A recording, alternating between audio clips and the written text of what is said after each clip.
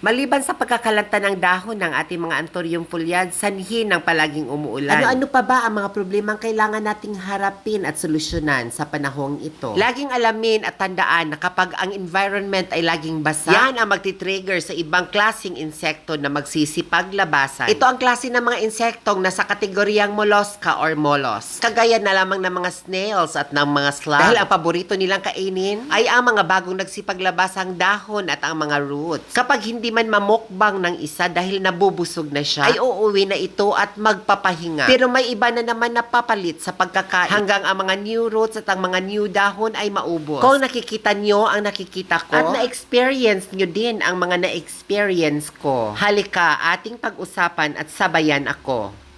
Are you ready? Foliage so lush, a garden so grand, with 100% customer service. They never stand alone.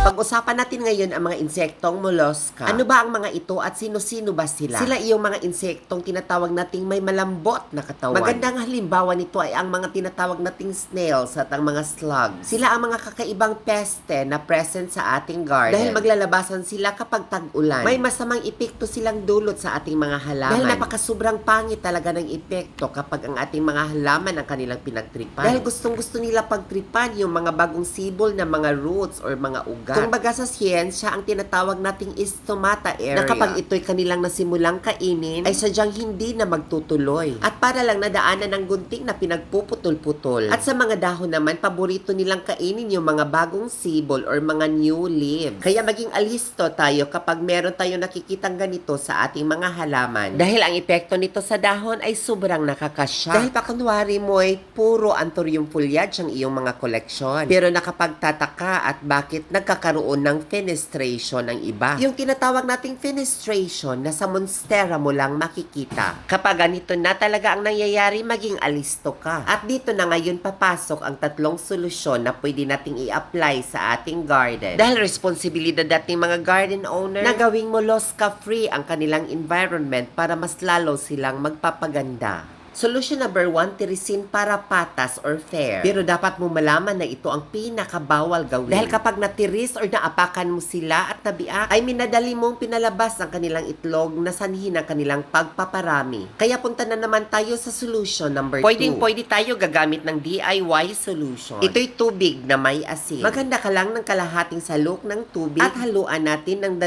sandakot na asin. And make it dissolve properly para maging salty ang tubig at maging epektibo ito. Dapat alamin na hindi ito pwedeng i-spray sa mga tanim. Gawin lamang itong lagayan ng mga napupulot nating mga snails kagaya nito. Dahil kapag ang mga snails at slugs na napulot natin ay nailagay dito sa very salty na tubig, ay mamamatay po sila nito. Kung sadyang marami kayong stocks na asin sa bahay, ay napakasarap ng buhay. Dahil hindi mo na kailangan magtimpla ng tubig at asin. Dahil pwedeng idiretso mo na ilagay ang asin sa kanilang katawan para sure na sure ang kanilang kamatayan. At ngayon punta na naman tayo sa solution number 3. Kung ayaw na ayaw mo mag-DIY, pwede ka sa chemical. Surekill ang brand. At sure na sure din ang kamatayan ng mga snails and slugs sa ating garden. Napakasimple lang ng preparasyon. Sa isang pakiting Surekill, ay kalahati lamang ang iyong gagamitin. I-mix mo ito or ihalo sa isang balding tubig, which is equivalent to 16 liters of water. Dahil powder material ang Surekill brand, kailangan talagang you should mix it well before using it. Gamit ka kahit anong instrumento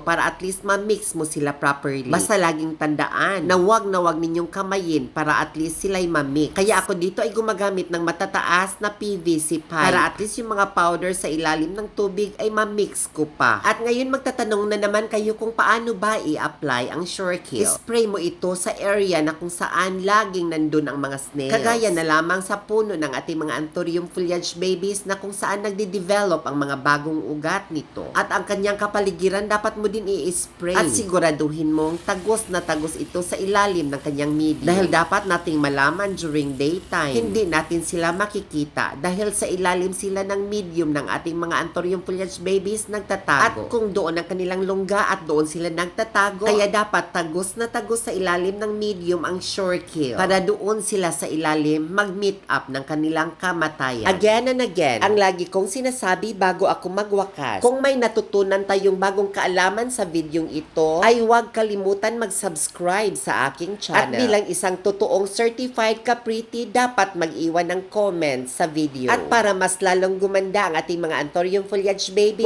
huwag kalimutan i-share ang videong ito sa ating mga kaibigan at lagi i-click ang notification bell sa aking channel para laging updated sa mga bagong video.